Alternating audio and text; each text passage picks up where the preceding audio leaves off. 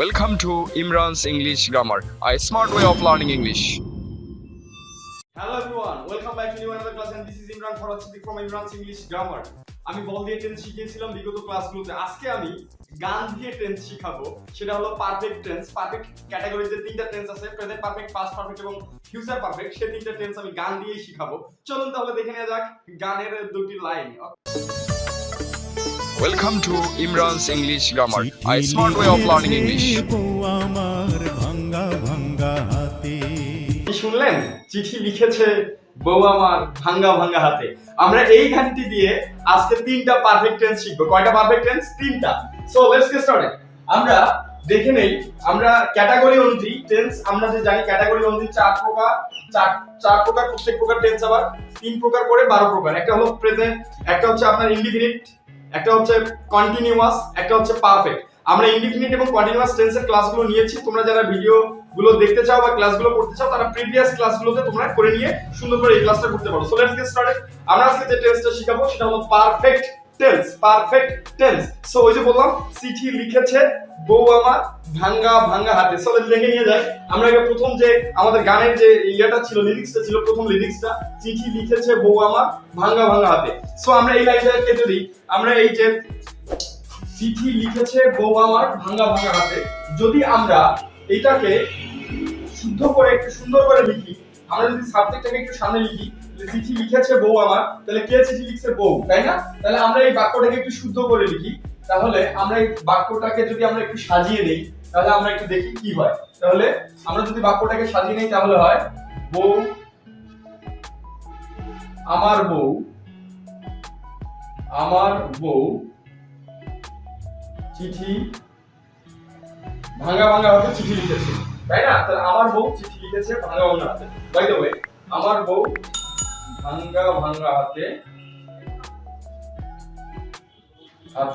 চিঠি লিখেছে,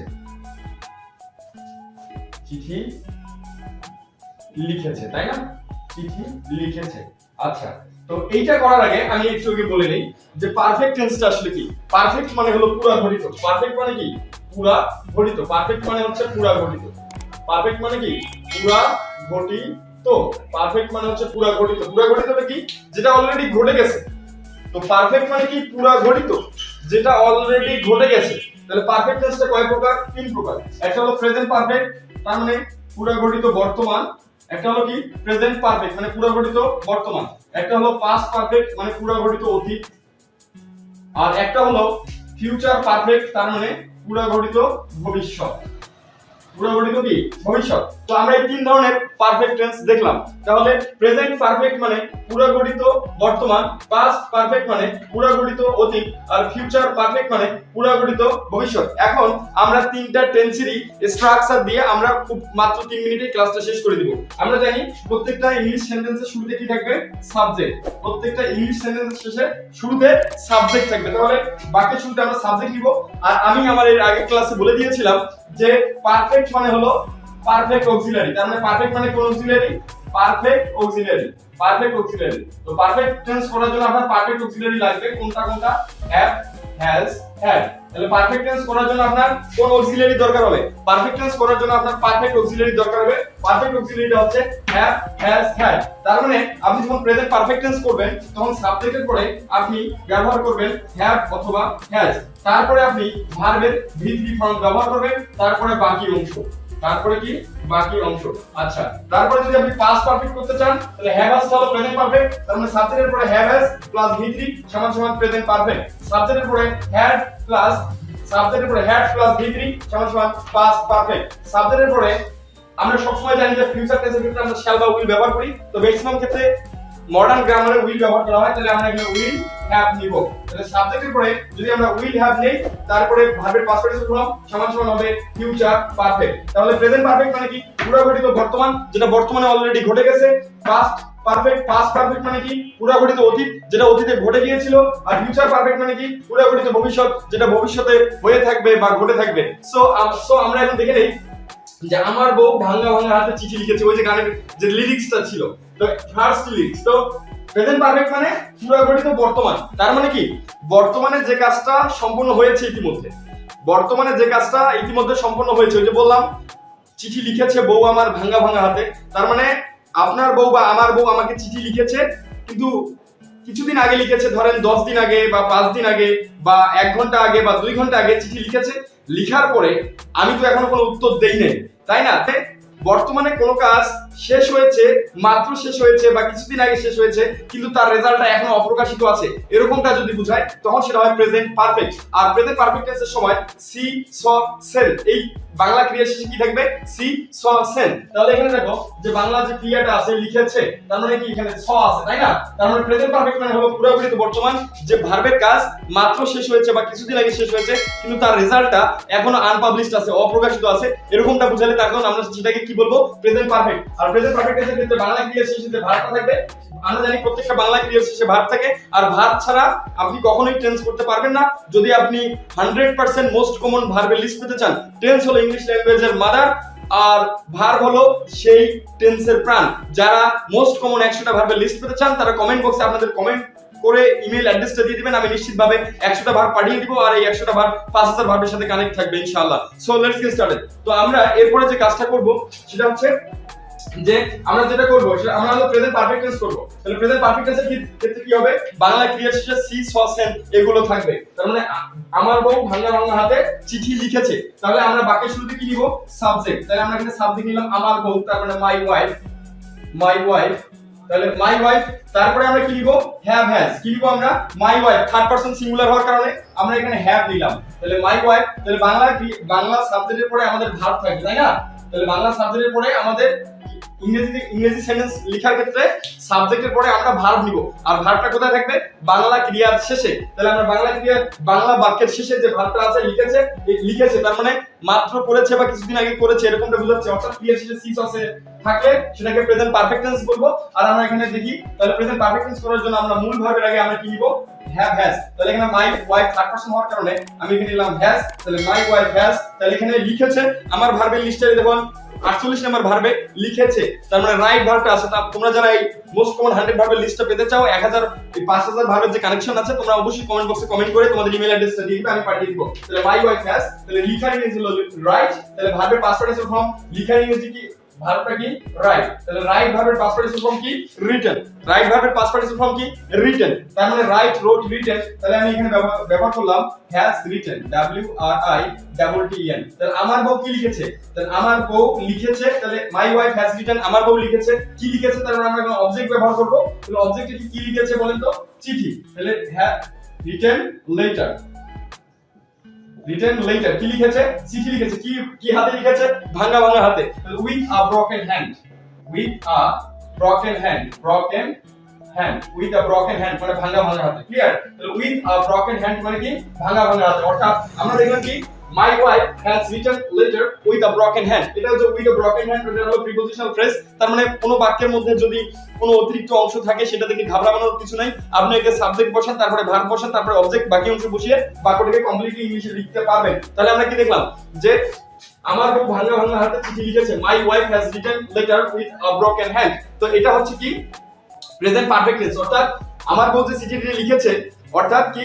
ভার্বের কাজ মাত্র শেষ হয়েছে বা কিছুদিন আগে শেষ হয়েছে, কিন্তু তার ফলটা এখনো অপ্রকাশিত অবস্থায় আছে, সেটাকে আমরা প্রেজেন্ট পারফেক্ট টেন্স বলবো। তার মানে সে যে চিঠি লিখেছে, লিখার পরে তার রিপ্লাইটা কি সেটা কিন্তু এখনো পাওয়া যায় নাই, তার মানে এটা প্রেজেন্ট পারফেক্ট টেন্স। অর্থাৎ ভার্বের কাজ মাত্র শেষ হয়েছে বা কিছুদিন আগে শেষ হয়েছে, এরূপ বুঝালে তাকে আমরা প্রেজেন্ট পারফেক্ট টেন্স বলবো। আর প্রেজেন্ট পারফেক্ট টেন্সের গঠন সাবজেক্টের পরে হ্যাভ হ্যাজ প্লাস ভিত্তি প্লাস বাকি অংশ। এখন এই বাক্যটাকে আমরা কি করব?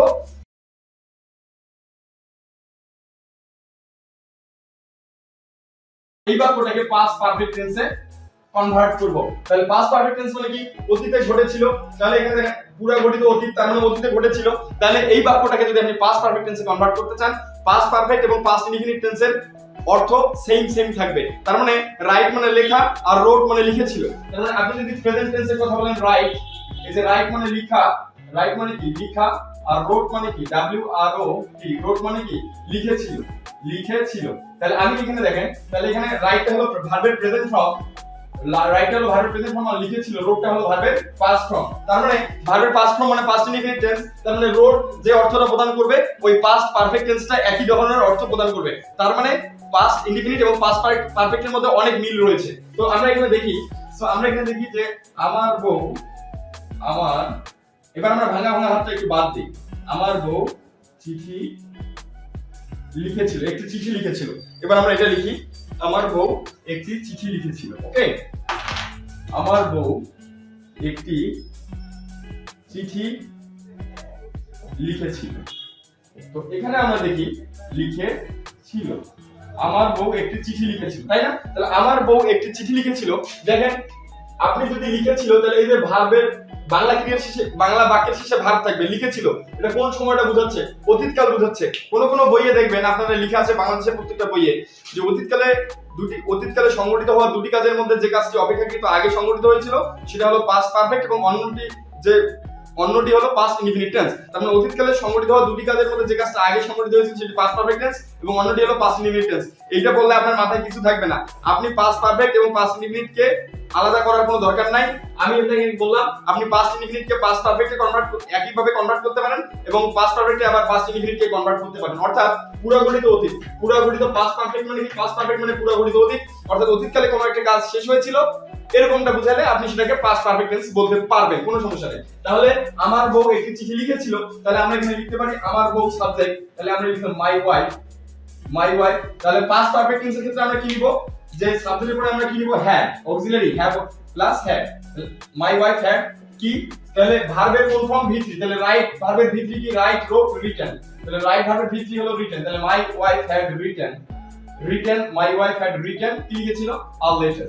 তো এটা আমরা যখন আমরা বিস্তারিত আলোচনা করব পরবর্তী ক্লাসগুলোতে, তখন আমরা আসলে দুটি কাজের মধ্যে কোনটা আগে হয়েছিল বা কোনটা পরে হয়েছিল তখন আপনি ভালোভাবে বুঝতে পারবেন। তো আমি একটু আগে যেটা বললাম সেটা হলো যে রাইট মানে হচ্ছে লেখা, এটা হলো ভার্বের প্রেজেন্ট ফর্ম, রোট মানে হচ্ছে লিখেছিল, এটা হলো ভার্বের পাস্ট ফর্ম, আর রিটেন হলো ভার্বের পাস্ট পার্টিসিপল ফর্ম। তার মানে আপনি ভার্বের পাস্ট ফর্ম অর্থাৎ লিখেছিল, এখানে দেখেন রোট মানে কি? লিখেছিল, এটা হলো ভার্বের পাস্ট ফর্ম। আর হ্যাড রিটেন মানেও লিখেছিল। তাহলে ভার্বের পাস্ট ফর্মটা যদি আপনি ভালোমতো অর্থ জানেন তাহলে পাস্ট পারফেক্ট টেন্সের অর্থটা কিন্তু সেম, অর্থাৎ পাস্ট ইনডিফিনিট টেন্সের অর্থ রোট মানে লিখেছিল, আর হ্যাড রিটেন এটা মানেও লিখেছিল। তার মানে অতীতে যে কাজটা সম্পন্ন হয়েছিল সেরকমটা বুঝালে সেটাও আপনি পাস্ট পারফেক্ট টেন্স হিসেবে কাউন্ট করতে পারেন। সো লাস্ট ওয়ান আমরা যেটা লিখবো সেটা হচ্ছে ফিউচার পারফেক্ট টেন্স। কোন টেন্স লিখবো আমরা? Future perfect tense. আমরা এবার ফিউচার পারফেক্ট টেন্সটা একটু দেখবো। তাহলে ফিউচার পারফেক্ট টেন্সটা কি? পুরাগঠিত ভবিষ্যৎ। ফিউচার পারফেক্ট মানে পুরাগঠিত ভবিষ্যৎ, অর্থাৎ ভবিষ্যৎকালে কোনো একটা কাজ শেষ হয়ে থাকবে, ভবিষ্যৎকালে কোনো একটা কাজ শেষ হয়ে থাকবে এরকমটা যদি বোঝায় তাহলে সেটা হলো ফিউচার পারফেক্ট টেন্স। ধরেন ভবিষ্যতে ওই কাজটাই শেষ হয়ে থাকবে, কোন কাজটা? ওই চিঠি লেখার কাজটা। তার মানে আমি এটাকে লিখতে পারি যে আমার বউ একটা চিঠি লিখে থাকবে, একটা চিঠি লিখে থাকবে। ওকে, তো আমার বউ একটা চিঠি লিখে থাকবে, একটা চিঠি লিখে থাকবে। তো আমার বউ একটা চিঠি লিখে থাকবে, বা এটাকে আপনারা বলতে পারেন লিখা শেষ করে থাকবে, লিখা শেষ করে থাকবে। এটাকে আপনি আবার এটা এইভাবেও বাংলা অর্থ বলতে পারেন। বাংলা অর্থ বলাটা কিন্তু অনেকটা ডিফিকাল্ট, স্পেশালি এই ফিউচার পারফেক্ট টেন্সের ক্ষেত্রে। তাহলে আমার বউ একটি চিঠি লিখে থাকবে অথবা লিখা শেষ করে থাকবে। তার মানে আমার বউ একটি চিঠি লিখেছে, আমার বউ একটা চিঠি লিখেছিল, আর আমার বউ একটা চিঠি লেখা শেষ করে থাকবে। তাহলে যে শেষ করে লিখে থাকবে কিংবা লিখা শেষ করে থাকবে, আপনি দুটাই বলতে পারেন। যদি এরকমটা হয় যে ভবিষ্যতে কাজটা শেষ করে থাকবে তখন সেটা হয় ফিউচার পারফেক্ট টেন্স। তো তখন আপনি সেটা কি করবেন? যে তখন আপনাকে এখানে সাবজেক্ট কোনটা? আমার বউ, তাহলে মাই ওয়াইফ। তাহলে আপনি কি লিখবেন? My wife, WIF। তাহলে মাই ওয়াইফ, তাহলে ভবিষ্যতে শেষ হয়ে থাকবে, তার মানে লিখে থাকবে। তার মানে বাংলা বাক্যের শেষে ক্রিয়া থাকবে, অর্থাৎ ভার্ব থাকবে। সেই ভার্বটাকে আমরা অলওয়েজ ইংলিশ সেন্টেন্সের সাবজেক্টের পরে লিখবো। তাহলে লিখে থাকবে মানে শেষ করে থাকবে, কিংবা লিখা শেষ করে থাকবে, আপনি দুটোই বলতে পারেন। তাহলে তার মানে এটা ভবিষ্যতে শেষ হয়ে থাকবে, তার মানে এটা ফিউচার পারফেক্ট টেন্স। আর ফিউচার পারফেক্ট টেন্সের ক্ষেত্রে আমরা কি নিব? সাবজেক্টের পরে আমরা নিব উইল হ্যাভ। কি ব্যবহার করব আমরা? Will have. তারপরে যে মূল ভার্ব কোনটা? রাইট, লিখা। তাহলে মূল ভার্বের পাস্ট পার্টিসিপল ফর্ম হচ্ছে রিটেন। তাহলে my wife will have written, written a letter। তারপরে আমরা অবজেক্টে এখানে লিখলাম my wife had written have written a letter। তার মানে আমি কি বললাম? যে আমার বউ একটা চিঠি লেখা শেষ করে থাকবে বা একটা চিঠি লিখে থাকবে, তার মানে ওই কাজটা ভবিষ্যতে শেষ করে থাকবে। এরকমটা বোঝালে আমরা সেটাকে ফিউচার পারফেক্ট বা পুরাগঠিত ভবিষ্যৎ বলতে পারি। তাহলে my wife will have written a letter. Okay, so thank you so much. Please stay connected with Imran's English Grammar. আর হ্যাঁ, তোমরা যারা এই মোস্ট কমন 100 ভার্বের লিস্টটা পেতে চাও, যে ভার্বগুলো মুখস্থ না করলে তোমরা যতই টেন্স পড়ো, যতই রাইট ফর্মস অফ ভার্বস পড়ো, যতই ন্যারেশন পড়ো, কোনো লাভ হবে না, তাহলে তোমরা তোমাদের কমেন্ট বক্সে কমেন্টে তোমাদের ইমেল অ্যাড্রেসটা দিয়ে দিবা, আমি ফ্রি অফ কস্টে তোমাদের এটা পাঠিয়ে দেব। সো ইনশাআল্লাহ, so thank you so much for watching this video, and please don't forget to share my videos, and see you in the next class. That time I will be in touch.